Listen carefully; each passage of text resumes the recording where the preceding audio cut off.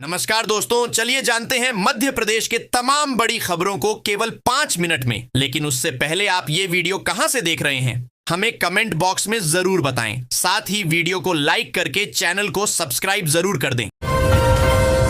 दतिया उपचुनाव को लेकर भाजपा ने रविवार को भोपाल में दिग्गज नेताओं की बड़ी बैठक प्रस्तावित की है।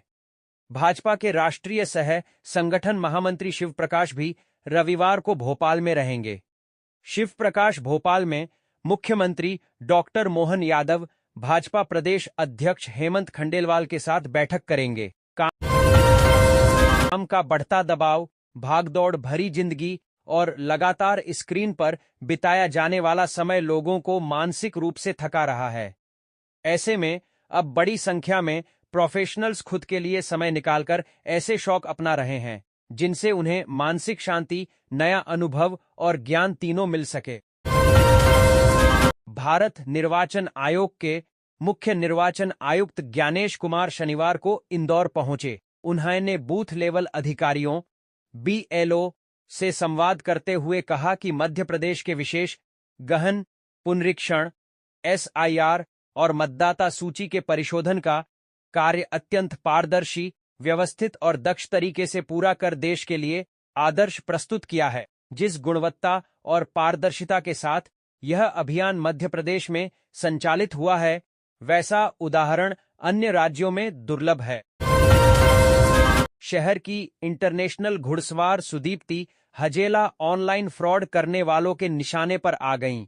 जालसाजों ने कई दिनों तक उनकी ऑनलाइन रैकी निगरानी की और फिर उन्हें अपना शिकार बनाया। ठगों ने ईमेल स्पूफिंग तकनीक का इस्तेमाल कर सुदीप्ति के साथ 1.62 करोड़ रुपए की बड़ी धोखाधड़ी को अंजाम दिया। AB रोड पर राजेंद्र नगर क्षेत्र में बन रहे रेती मंडी रेलवे ओवर ब्रिज को आखिरकार राऊ चौराहे से राजेंद्र नगर की तरफ आने वाले वाहनों के लिए खोल दिया गया है। ब्रिज का एक हिस्सा शुरू होने से प्रतिदिन सफर करने वाले सैकड़ों वाहन चालकों को ट्रैफिक जाम की झंझट से बड़ी राहत मिली है।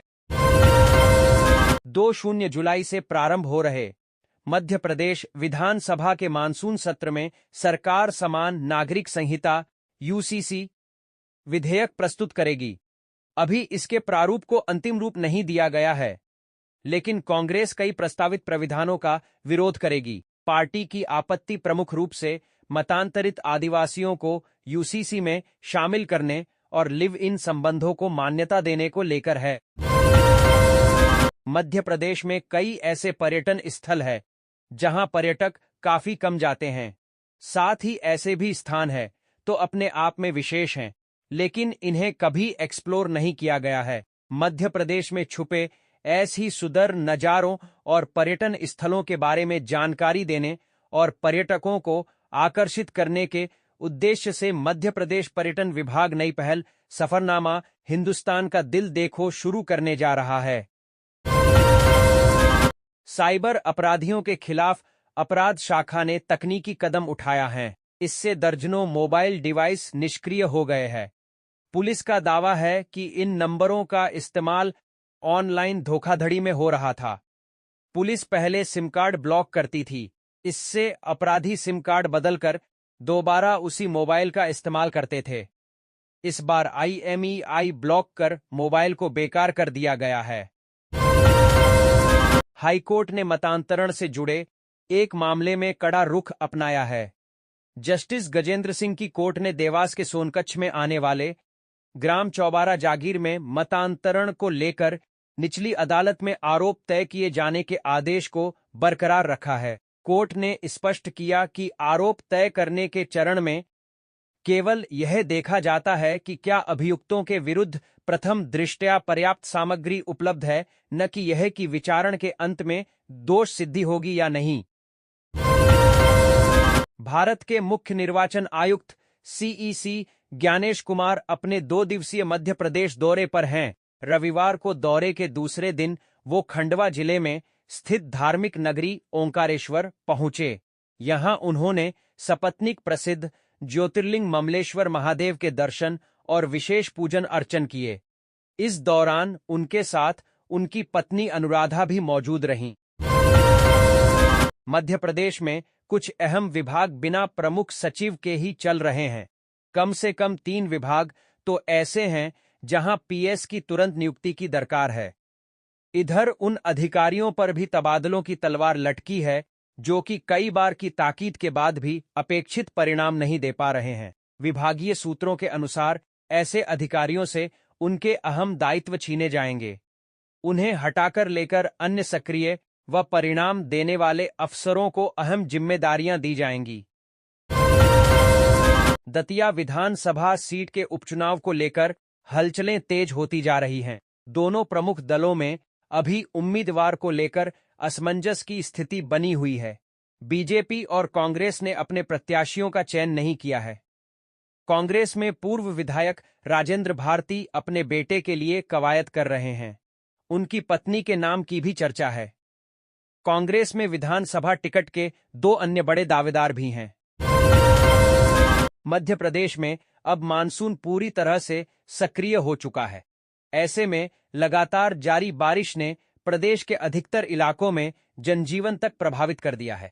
इसी कड़ी में मौसम विभाग ने रविवार को प्रदेश के आधे से ज्यादा इलाके के लिए भारी से अति भारी बारिश की चेतावनी जारी की है। इनमें मुख्य रूप से इंदौर, उज्जैन, भोपाल और नर्मदापुरम संभाग के जिले खासा प्रभावित होने की संभावना है।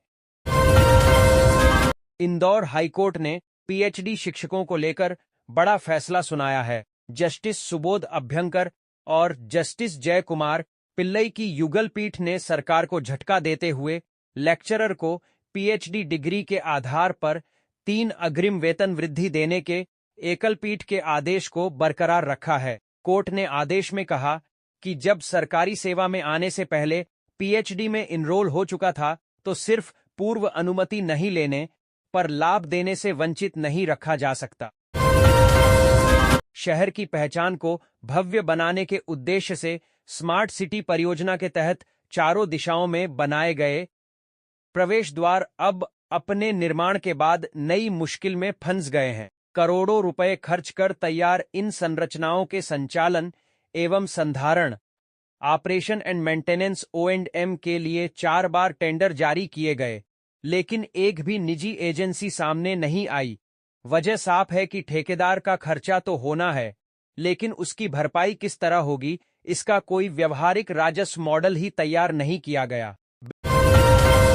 बीमारी अब केवल स्वास्थ्य की नहीं, बल्कि आर्थिक संकट की भी वजह बनती जा रही है। सांख्यिकी एवं कार्यक्रम कार्यान्वयन मंत्रालय की राष्ट्रीय नमूना सर्वेक्षण 2025 की घरेलू सामाजिक उपभोग स्वास्थ्य रिपोर्ट बताती है कि निजी अस्पतालों में इलाज का खर्च इतना बढ़ चुका है कि आम और मध्यम वर्ग के लिए गुणवत्तापूर्ण उपचार कराना लगातार मुश्किल होता जा रहा है। इसके विपरीत सरकारी अस्पताल आज भी कम खर्च में इलाज उपलब्ध कराकर लाखों परिवारों के लिए सबसे बड़ा सहारा बने हुए हैं।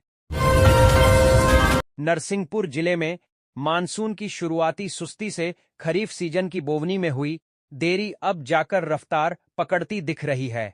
मौसम से मिली राहत के बाद किसान दोबारा खेतों में उतर आए हैं। हालांकि कई क्षेत्रों में लगातार हुई बारिश से खेतों में जलभराव व अधिक नमी होने से बोवनी का कार्य अभी भी पूरी गति नहीं पकड़ सका है। मौसम अनुकूल रहने पर आने वाले दिनों में बोवनी का रकबा बढ़ने की संभावना है। मुख्यमंत्री और केंद्रीय मंत्री ज्योतिरादित्य सिंधिया के जिले में प्रस्तावित कार्यक्रमों को लेकर जब पूरा प्रशासनिक अमला व्यवस्थाओं में व्यस्त था, ठीक उसी समय रेत माफिया ने इसका जमकर फायदा उठाया। मानसून सीजन में कलेक्टर द्वारा नदियों से रेत खनन पर रोक के बावजूद रविवार को दिन भर पचावली पुल के नीचे सिंध नदी में अवैध खनन चलता रहा। देश में ग्रीन बॉन्ड के जरिए शहरी विकास के लिए पूंजी जुटाने का सफल मॉडल पेश करने वाले इंदौर नगर निगम के नक्शे कदम सकप पर अब रायपुर नगर निगम भी चल पड़ा है। इंदौर की कार्यप्रणाली और अनुभव के आधार पर रायपुर नगर निगम करीब 100 करोड़ रुपए का बॉन्ड जारी करने जा रहा है। बॉन्ड जारी करने की पूरी प्रक्रिया में इंदौर नगर निगम के अधिकारियों ने महत्वपूर्ण तकनीकी और प्रशासनिक मार्गदर्शन दिया है। बड़े तालाब के फुल टैंक लेवल FTL के 50 मीटर्स दायरे से अतिक्रमण हटाने का अभियान 5 महीने बाद भी अपने लक्ष्य से काफी दूर है। जिला प्रशासन ने 25 फरवरी से शुरू हुए सीमांकन अभियान में बड़े तालाब क्षेत्र में 347 अतिक्रमण चिह्नित किए थे, लेकिन अब तक केवल 57 अतिक्रमण ही हटाए जा सके हैं, यानी 290 अतिक्रमण अब भी कार्रवाई का इंतजार कर रहे हैं। सुख समृद्धि और ऐश्वर्य प्रदान करने वाले शुक्र ग्रह ने शनिवार को सुबह 7:18 पर सूर्य की स्वामित्व वाली सिंह राशि में गोचर किया। सिंह राशि में केतु के साथ इनकी युति बनी है। यह गोचर 1 अगस्त तक रहेगा। शुक्र के इस राशि परिवर्तन का प्रभाव सभी 12 राशियों पर अलग अलग रूप में देखने को मिलेगा। केंद्रीय मोटरयान अधिनियम के अंतर्गत ई-रिक्शा चलाने के लिए परमिट की आवश्यकता नहीं होती है। इस कारण रूट भी निर्धारित नहीं है। ऐसे में इंदौर सहित कई बड़े शहरों में यातायात व्यवस्था प्रभावित हो रही है। इंदौर में पुलिस प्रशासन ने यातायात व्यवस्थित करने के लिए कुछ रूट निर्धारित किए हैं, पर अब प्रदेश भर में ऐसी व्यवस्था प्रभावी करने की तैयारी है। इसके लिए सरकार नीति ला रही है। विश्व धरोहर की दौड़ में शामिल मांडू का ऐतिहासिक जहाज महल अपनी स्थापत्य कला से देश विदेश के पर्यटकों को आकर्षित करता है, लेकिन महल परिसर में प्रवेश करते ही पर्यटक डिजिटल दुनिया से कट जाते हैं। यहां न मोबाइल नेटवर्क मिलता है, न इंटरनेट और न ही गूगल मैप काम करता है। ऐसे में यदि किसी पर्यटक की तबीयत बिगड़ जाए, कोई दुर्घटना हो जाए या परिवार से संपर्क करना हो तो स्थिति गंभीर हो सकती है। श्री राम मंदिर में चंदे के कथित दुरुपयोग के विरोध में रविवार को भोपाल के गोविंदपुरा विधानसभा क्षेत्र में युवा कांग्रेस ने श्री राम में आस्था की न्याय यात्रा निकाली। यात्रा के दौरान कार्यकर्ताओं ने कथित अनियमितताओं की निष्पक्ष जांच, दोषियों पर कार्रवाई और धार्मिक आस्था से जुड़े मामलों में पारदर्शिता सुनिश्चित करने की मांग की। सरकारी स्कूलों में बारिश सिर्फ मौसम नहीं, बल्कि बच्चों की सुरक्षा की परीक्षा बन गई है। जिले में कहीं दीवारों में चौड़ी दरारें हैं, कहीं छज्जे टूटकर गिरने की स्थिति में हैं, कहीं बारिश का पानी भवन की नींव कमजोर कर रहा है, तो कहीं जर्जर भवन तोड़ देने के बाद बच्चे रसोई घर में बैठकर पढ़ाई कर रहे हैं। शिक्षा विभाग की फाइलों में मरम्मत के प्रस्ताव जरूर हैं, लेकिन जमीन पर तस्वीर यह है कि 555 स्कूल आज भी मरम्मत का इंतजार कर रहे हैं। राजीव गांधी प्रौद्योगिकी विश्वविद्यालय RGPV परिसर में हुई एक सनसनीखेज वारदात ने यूनिवर्सिटी के सुरक्षा दावों की धज्जियां उड़ा दी हैं। परीक्षा विभाग एग्जाम सेल से 9 अत्यंत गोपनीय प्रश्नपत्र रहस्यमयी ढंग से चोरी हो गए हैं। इस हाई प्रोफाइल चोरी की खास बात यह है कि चोर ने न तो कोई ताला तोड़ा और न ही कमरे में कोई तोड़फोड़ की। वारदात के दूसरे दिन भी पुलिस के हाथ खाली हैं। चतुर्थ राम जिला न्यायाधीश ग्वालियर की अदालत ने मुस्लिम विवाह विघटन अधिनियम 1939 के तहत एक महत्वपूर्ण निर्णय सुनाते हुए पति पत्नी के बीच वर्ष 2020 में हुए निकाह को विच्छेदित घोषित कर दिया। अदालत ने माना कि पत्नी के व्यवहार से पति मानसिक रूप से प्रताड़ित हुआ और लंबे समय तक वैवाहिक संबंधों से वंचित रहा। न्यायालय ने कहा कि दोनों के बीच वैवाहिक संबंध पूरी तरह टूट चुके हैं। ऐसे में विवाह को बनाए रखने का कोई औचित्य नहीं है। बम बम भोले सेवादल जीवाजी गंज का पहला 2-5 सदस्यीय जत्था शनिवार को जम्मू कश्मीर के लिए रवाना हुए। दूसरी तरफ तत्काल में रजिस्ट्रेशन के भरोसे जम्मू कश्मीर पहुंचे यात्रियों को भारी परेशानी का सामना करना पड़ रहा है। यात्रा के पहले दिन केवल 800 टोकन जारी किए थे। घंटों में कतार लगने के बाद तत्काल का रजिस्ट्रेशन 10 दिन बाद का हो रहा है, जिसके कारण रहने व खाने की व्यवस्था में काफी परेशानी का सामना करना पड़ रहा है। नेताजी सुभाष चंद्र बोस केंद्रीय कारागार की चारदीवारी के भीतर बंदियों के हाथों से तैयार होने वाले समोसे और आलू बंडे का जायका अब बाहर लोगों तक पहुंच गया है। कम समय के अंदर ही बंदियों के तैयार किए स्नैक्स अब लोगों की पसंद बन चुके हैं। थाने में 24 घंटे से अधिक समय तक बंधक बनाकर रखने के आरोपों से जुड़े मामले में सूचना का अधिकार आरटीआई के तहत मांगी गई जानकारी उपलब्ध नहीं कराने पर मध्य प्रदेश राज्य सूचना आयोग ने सख्त रुख अपनाया है। आयोग ने गोरखपुर के तत्कालीन थाना प्रभारी अरविंद चौबे तथा तत्कालीन अतिरिक्त पुलिस अधीक्षक संजय अग्रवाल पर 25 से 25,000 रुपए का जुर्माना लगाते हुए कारण बताओ नोटिस जारी किया है। जिला मुख्यालय से महज 6 किमी दूर स्थित प्राथमिक शाला महुड़ी फलिया नवागांव परिसर में लगा इकलौता हैंडपंप 3 माह से बंद पड़ा है। पहले ग्रामीण परेशान हो रहे थे, लेकिन अब नवीन सत्र शुरू होने के बाद स्कूली बच्चे भी पानी के लिए तरस रहे हैं। दिक्कत यह है कि उक्त पुराने हैंडपंप में राइजर पाइप डालने की जरूरत है। यह कार्य ही नहीं हो पा रहा है। अप्रैल से ही समस्या जारी है। अब तो विद्यालय प्रबंधन की शिकायत भी असुनी की जाने लगी है। भारत के मुख्य निर्वाचन आयुक्त ज्ञानेश कुमार 2 दिवसीय प्रवास पर शनिवार रात को ओंकारेश्वर पहुंचे। यहां उन्होंने विश्व प्रसिद्ध ज्योतिर्लिंग भगवान ओंकारेश्वर का दर्शन पूजन किया। यहां से वे महेश्वर पहुंचे और देवी अहिल्याबाई होलकर की गादी के दर्शन कर ऐतिहासिक किले का भ्रमण